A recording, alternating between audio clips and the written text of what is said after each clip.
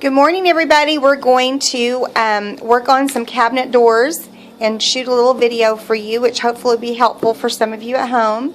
These are really old, grungy, nasty cabinet doors. I mean, some of the worst that we've seen.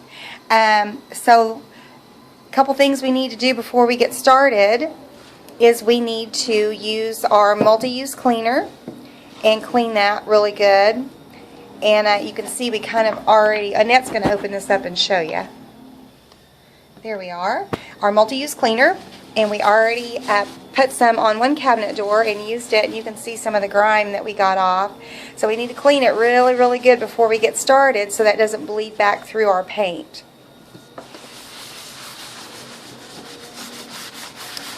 And sometimes you're going to have raised grime that's on the cabinets, and unfortunately that's where you're going to break out the sanding block or your real coarse sponge. We just go ahead and clean them down and get all the dust and grime off. Then we take... You show them your rag in it. Oh, yes. Isn't that pretty? That's what we're getting off of these old cabinet doors. So. But also, as you can notice, it has voids in the lacquer and in the finish. It has voids there and there. So we're actually painting these sweet cream. So to know if we have those voids, we need to go ahead and seal this first too. But first we're going to show you how to get these raised grime off of your doors so you're going to have a nice, smooth, flat finish. Alrighty. So she's using a fine grit sanding block. Yep, grit sanding block. And you could use a belt sander for this if you wanted to, like a hand-held belt sander. But very fine and very gentle, because you don't want to get all the way down to the raw wood. You just want to dull it down and knock off any raised grime or lacquer buildup or cleaning buildup on your piece. There we go. We're kind of getting some of that off of there.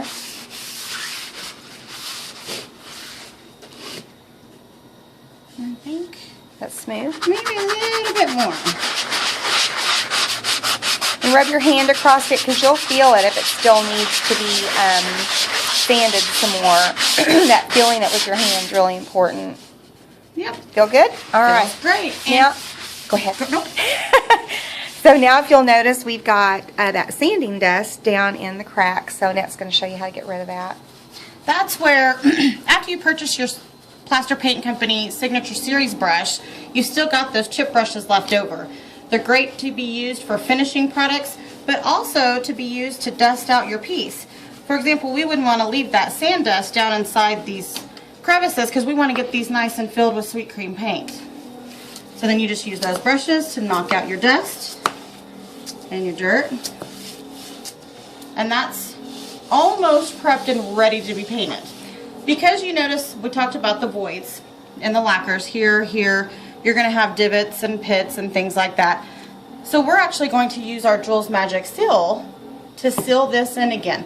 We want to lock this in. What happens is sometimes we hear people and they go, well, I painted my cabinets with simple white or sweet cream and now I have these brown streaks, or it looks kind of yellow. And the reason for that is that we've taken the lacquer off, so now the tannins, aka the stain, is starting to seep up from the wood. So by using our Jules Magic Seal, which is quick, fast, and easy, it's going to lock all that back down so we have a nice, new, clean surface to paint on. One thing I personally love about the spray is how fast it dries. Most all of us, when we're working on a project, we're trying to get through it and move on to the next thing. So if you can see that, sometimes with spray, you're going to have a little bit of buildup. So you want to hold your can a good distance away from the piece that you're working on. Annette likes to use her hands to rub it in. I do. You can use a soft cloth to rub that in, or you could use even your brush. Just pick up your brush and just flatten that out. But the beauty of the Jules Magic Seal is it's going to dry, and you will not believe how fast this is going to dry. If we had used liquid wax to seal this, it's going to take about 20-25 minutes to dry before we can start applying our paint. If we had used our paste wax to seal it, we would have to lightly buff that out after we brushed on and applied our paste wax. So the Jules Magic Seal that's why we call it magic. And also on liquid wax in the liquid form versus the can form, or the Jules Magic Seal, you're going to end up getting puddling down inside of your crevices or this nice scroll work here. So that liquid wax would end up puddling in your corners, Right. where the Jules Magic Seal allows you not to have that happen. Perfect. Yeah, I'm glad you brought that up. That's exactly. Look how much prettier this looks already. Remember what we started with just a few minutes ago?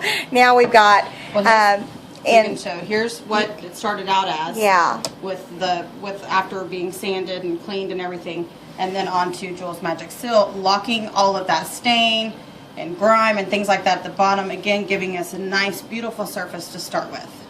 okay, so we're going to let that dry for just about 3 or 4 minutes. I mean, it's going to dry really, really fast. As soon as it's dry to the touch, we're ready to start applying our sweet cream. So we're back. We're going to now show you how to apply your first coat of paint.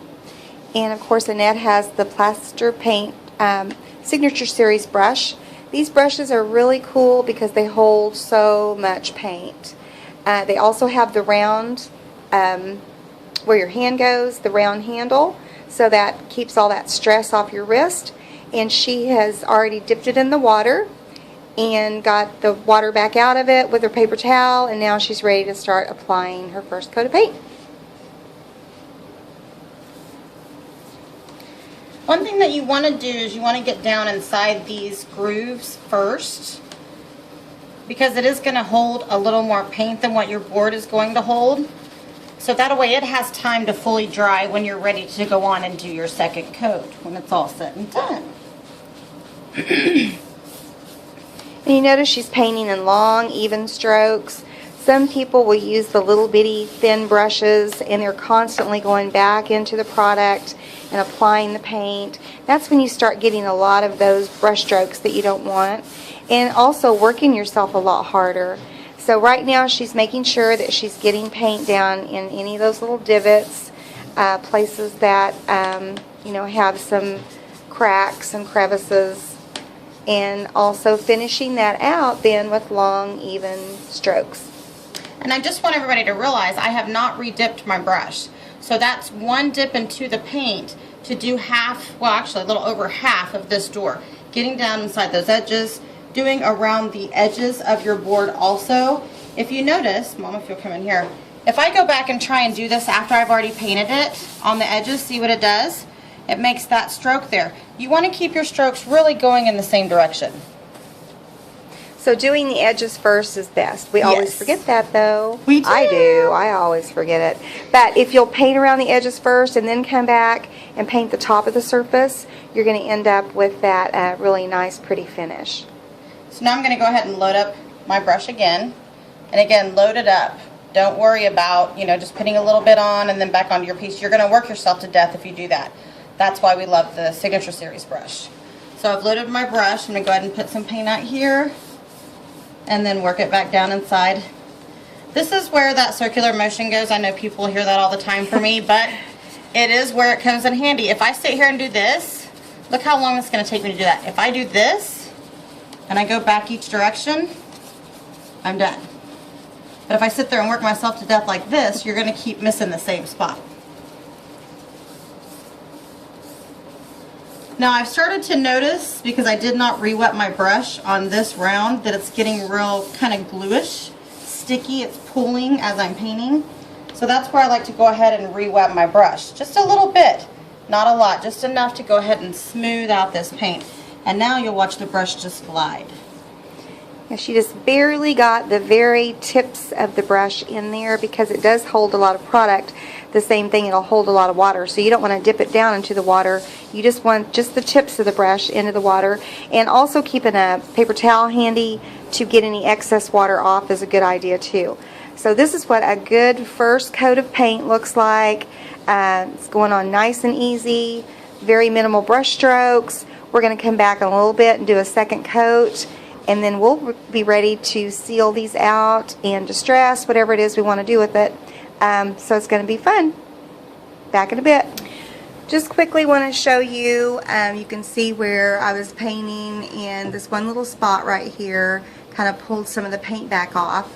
It's no big deal. Sometimes that can happen for a couple of different reasons. It can either be because we got a little too much water there, or there may have been something still on the door. So we're just going to let that dry and we'll come back and just hit it again. No big deal. All right, we're back. We are moving on to our second coat of paint. And then from there, we're going to be ready to let that dry and move on into sealing.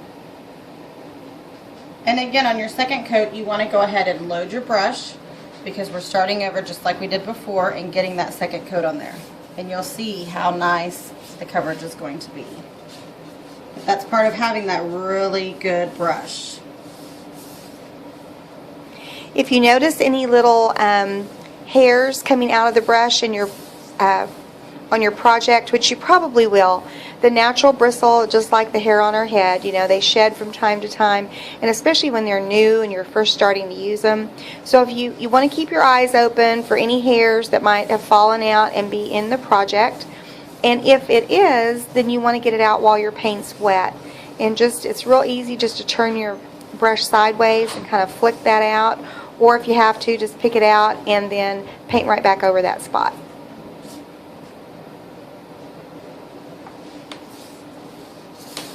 You can see this nice pretty finish that she's getting with the second coat of sweet cream.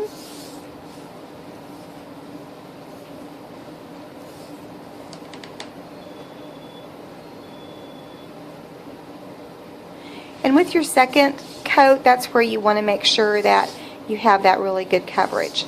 Rarely do we have to do 3 coats, but it's possible that you can, or just a light touch up on that last one. It depends on the product that you're starting with. We did one the other day. We had 2 different doors.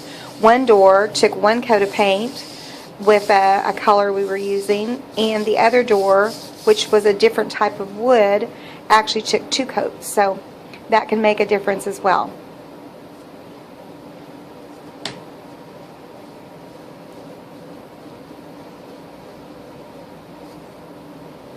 Alright, so she's going to work that in, and as you can see, she's doing those long even strokes to get that really pretty finish. And there's a hair right there. Let me get down here. So I'll show you turning your brush to the side and grabbing hold of it and pulling that back off. There you go. Just smooth it out. Back in a minute. Ready? Okay, so we wanted to show you something else. You know how we've all come back a lot of times after we've painted a piece, and even though we tried to get all the little brush hairs out, maybe we missed them. If you see this and it's dry, you don't want to use your fingernail and scrape it all up. Just take the ball of your finger, roll over it, a little bit of pressure, and looky there, it just flicks right out. So that's how easy it is to get those out. Don't get frustrated with that, but again, don't use your fingernail and don't use something to try to pick it out because you're going to scrape your paint. So now I'm ready to go ahead and buff this piece with no trouble. I think I saw another one right over here. Nobody can see that one. Same thing. Use the ball of our finger, a little bit of pressure, flick it right out. Okay, there you go. Sometimes you'll go through a vendor mall or through one of your retail spaces that carry plaster paint, and you feel their piece and you're like, how do they get that silky smooth finish? Because you want the same thing for your kitchen cabinetry. Because the paint is an additive based paint, it can sometimes go on a little thick, leaving behind some brush strokes from time to time.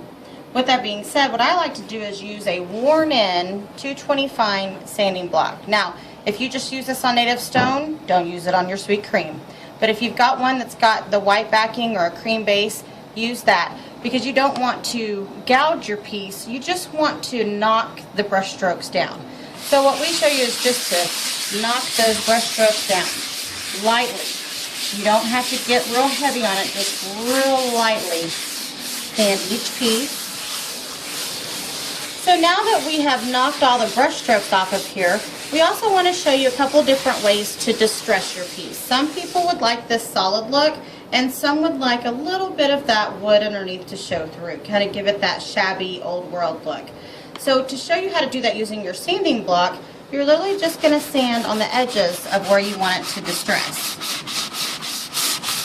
And you know, for me, Annette, sometimes I'll use my sponge and get that damp first, and it actually makes your sanding block sand a little bit better. So if I get the edge wet and then we go, there we go. Now that sanding block should really pull that off pretty easily. So this shows you how to use the sanding block and the sponge to get the desired distressing on this piece. But then also, you always want to use your natural Scotch-Brite sponge. The reason that we always boast to use a natural Scotch-Brite sponge is because there are no dyes in these sponges. If you go and you use your typical green and yellow Scotch-Brite from under the sink, you're going to end up releasing and transferring some of those dyes from that sponge to your piece. So that's why using this with no dyes works much better. So what we're going to show you is, you've seen the sanding here, and then I'm going to show you how to use just the damp sponge, using your coarse side first.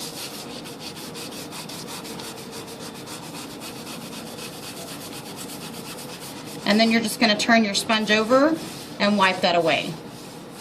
So in all, both methods will lock in that sand dust, so you don't have to worry about cleaning your whole piece once you're done, or cleaning all of your area once you're done, because you've trapped that all in. So depending on what look you're looking for is which method that you're going to use and which one works best for you. So. And for us, we really, with painted furniture, even a light distressing, some people don't like a real heavy distressed look. Some of us do. They're all pretty. But let's just say that you didn't want a heavy distressing. You really should consider at least some light distressing in different places, especially around these edges where it's going to constantly wear. Because after about 6 months, those solid painted surfaces are going to start showing some wear just from constant use. So the natural, or the distressing, is going to make it look more natural, and you're not going to notice any little chips and wearing that you're going to get over time. So we do recommend at least distressing somewhat. So once you've distressed your piece, then we're going to go into the sealants. Now always remember, if you're going to do a glaze to your cabinetry or your furniture piece, or if you're going to do an aging wax, if you're going to do any specialty finish, then you're going to want to get that achieved and obtained before you put in your final sealant coat. We're actually going to leave these a sweet cream, so we're going to come back in and show you how to apply your paste wax, which is what we recommend for your kitchen cabinetry, for your finish. So now that we've shown you how to apply your paint, how to distress your piece, and how to make it get that silky smooth finish, we're going to show you how to apply your Plaster Paint paste wax. It's going to give your cabinets that fine furniture finish at the end. So you want to make sure that you're using a good wax brush. It's not absolutely necessary, but it is a handy tool to have while applying your paste. So into your paste you go. You do not want to dip it. You do not want to scoop it.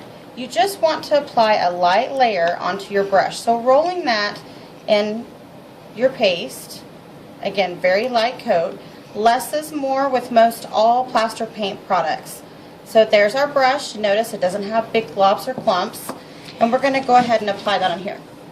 One thing, when we first started this over 3 years ago, the instructions were to use a soft rag to apply your paste wax. And what we were noticing is that people would scoop out a big amount onto the cloth, and then they would have way too much paste wax on the piece.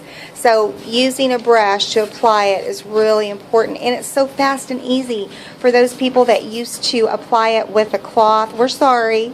Because that was a lot of hard work, and now it's so easy. I can paste a piece in no time. You just brush the paste wax on, and Annette's going to show you how we're going to finish this out here in just no time at all.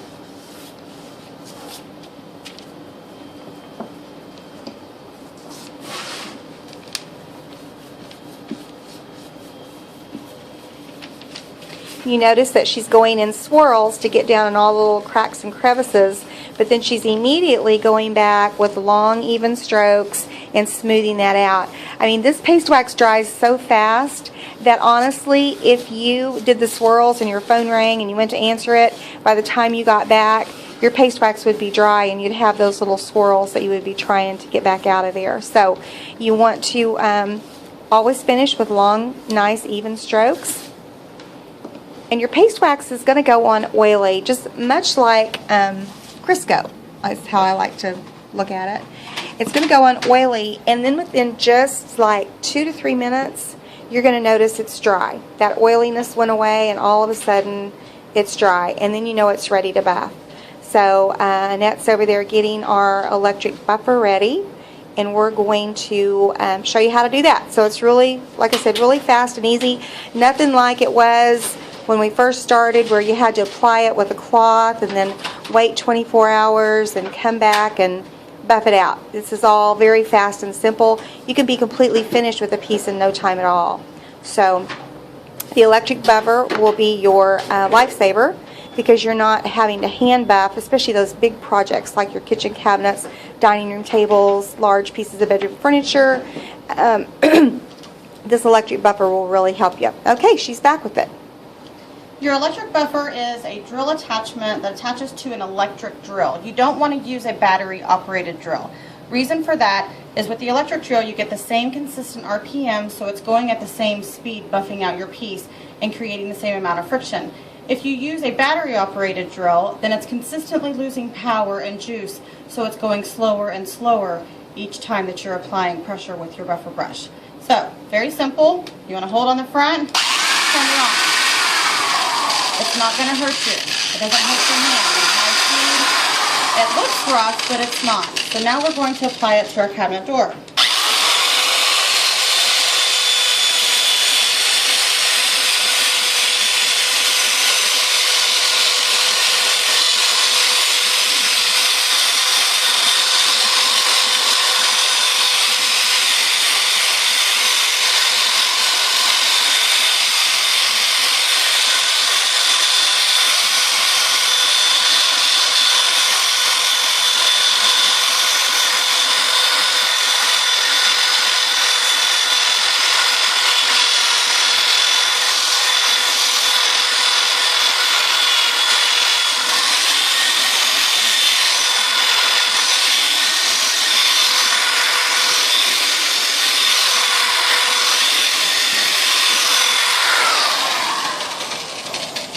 I hope you all can see this beautiful, beautiful finish that's on this cabinet door. Now, I know pictures sometimes just don't do things justice, but we went from this, I'm going to scan right over here real quick and remind you of what we started with, and then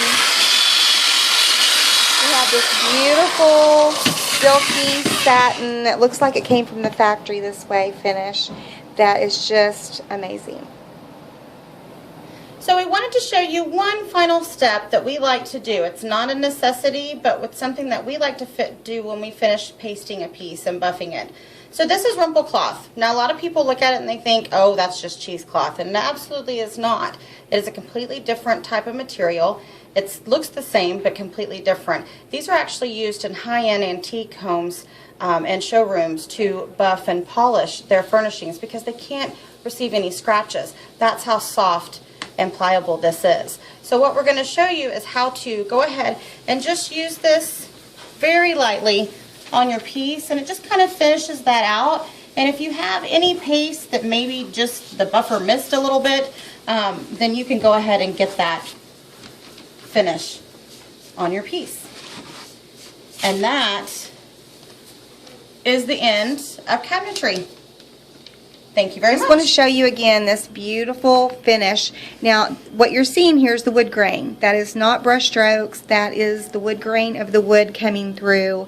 And this, seriously, is super slick, super smooth, no roughness, no little knotty spots. It is just amazing. And people say, well, why do you have to buff the paste wax? When you buff the paste wax, you're actually heating it up. And that's when you heat it up, you're causing the friction to it, heating it up, and it's bonding and adhering to your paint and to the wood. That's why it looks like the factory finish, that it was always that way. It doesn't look like a painted surface anymore. It looks original.